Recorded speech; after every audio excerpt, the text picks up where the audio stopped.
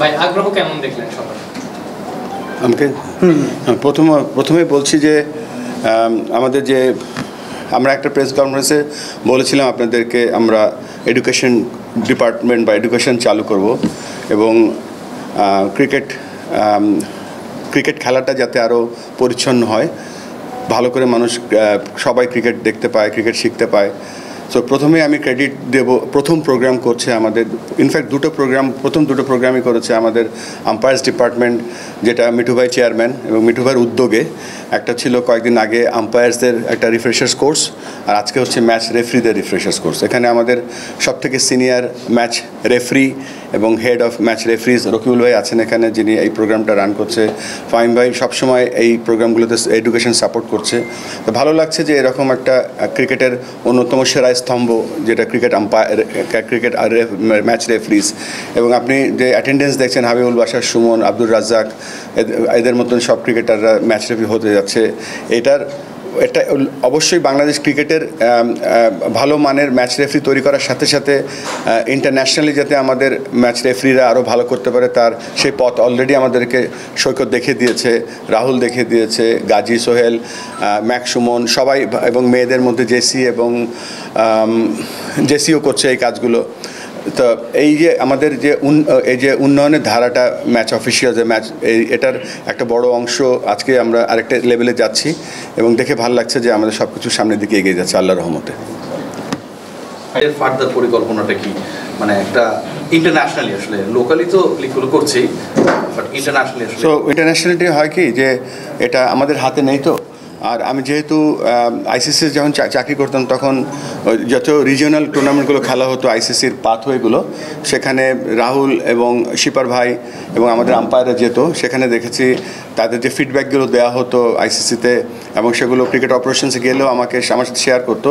They are doing extremely well এবং খুব ভালো করতো এবং করেছে। তবে রাহুল এবং শিপার ভাই দুজনই ভালো করছে, তবে রাহুলের যেটা নেক্সট স্টেজে যাওয়ার যে জায়গাটা, সেটা সম্পূর্ণ ক্রিকেট অপারেশন আইসিসির উপর নির্ভর করছে। এখন যে কোনো ব্র্যান্ডের পুরাতন এসি বদলে নতুন ওয়ালটন এসিতে উপভোগ করুন 25% ছাড়।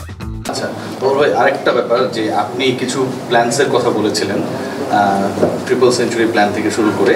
সো ওই জায়গা থেকে আফগানিস্তানি ক্রিকেট বোর্ড বা কাঠামোকে বদলানোর ক্ষেত্রে আপনার কিছু ইনসাইটস বা ইনপুট ছিল, যেমন প্রথম শ্রেণী ক্রিকেটে 40 ওভার্স না হলে তাকে বিবেচনা করা যাবে না, স্ট্রাইক রেট 130-এর উপরে না হলে ওরা T20 দিয়ে করা হবে না।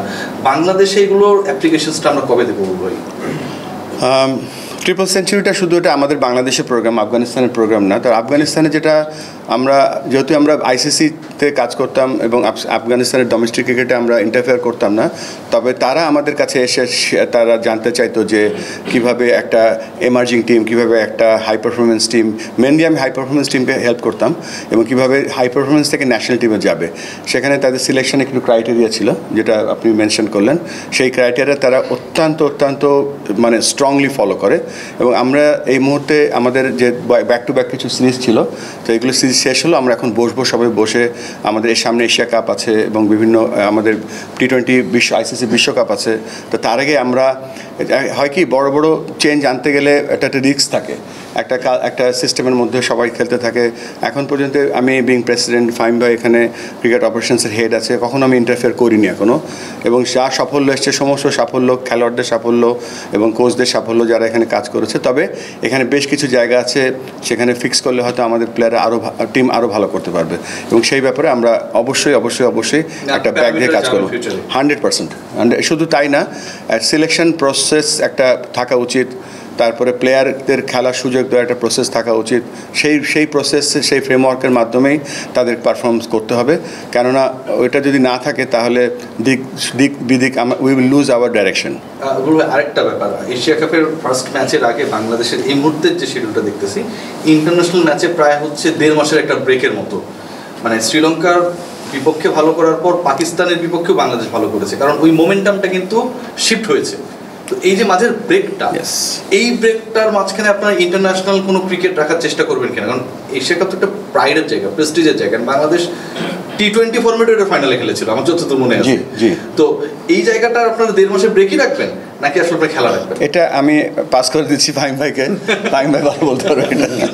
ন্যাশনাল টিমের কথা বললোই, আমি জাস্ট অ্যাড করি এখানে একটা ব্যাপার, একটা ব্রেক পাচ্ছি আমরা।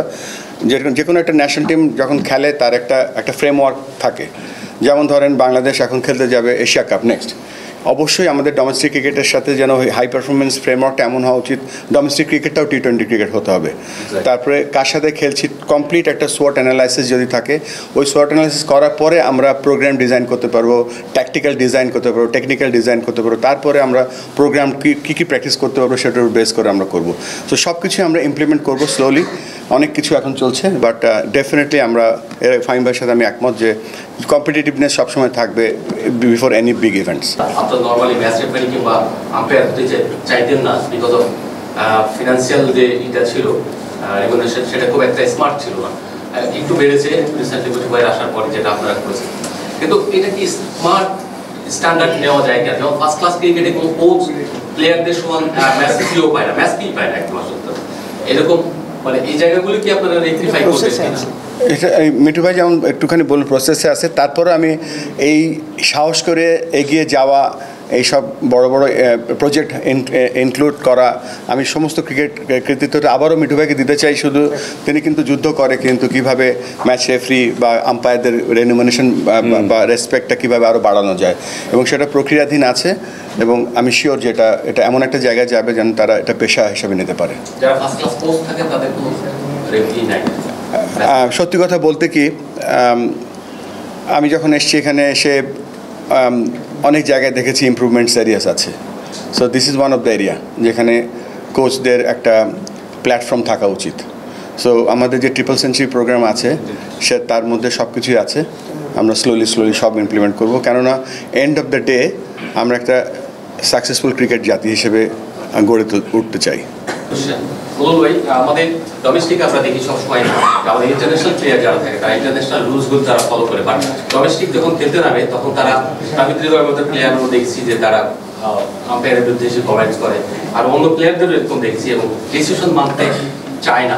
তো এই ব্যাপারগুলোতে আপনারা কোনো ক্লজ রাখবেন কিনা যে এই গাইডেন্সগুলি আম্পায়ার্স ডিসিশন কিংবা যে রুলস আছে সেগুলি এক্স্যাক্টলি আপনি যে কথাটা বললেন, এই কোয়ালিটি ম্যাচ রেফারি বা কোয়ালিটি ম্যাচ আম্পায়ার যে বা ম্যাচ অফিসিয়াল তৈরি করা হচ্ছে বা চেষ্টা করছে, দিস ইজ দি রিজন। এখানে আমাদের যে একটা বেঞ্চমার্ক, ইন্টারন্যাশনাল বেঞ্চমার্কে আমাদের যদি ম্যাচ অফিসিয়ালরা হয় তবে অবশ্যই সেটা তারা মানবে। তবে পেছনে আজকে দেখেন, আমি একটু পেছনে গিয়ে বলি, আজকে সিসিডিএমের সাথে প্রায় 1.5 ঘন্টা একটা মিটিং ছিল, এবং 1.5 ঘন্টার মিটিংয়ে তাদের অনেক সাফল্যের কথা শুনেছি, এবং সাফল্যে তারা বলেছে যে we are extremely supported by match, আমাদের আম্পায়ার্স ডিপার্টমেন্টে যারা আছে। তো এটা উন্নতি করছে বলে কিন্তু আজকে ধরেন ম্যাচের ওভারঅল এরর কমে যাচ্ছে, বাট স্ট্যান্ডার্ডের যখন আরেকটু উপরে উঠে যাবে তখন অটোমেটিক্যালি সেই রেসপেক্টটা সবসময় থাকবে। Thank you. আমার আরেকটা মিটিং আছে, যেতে হবে।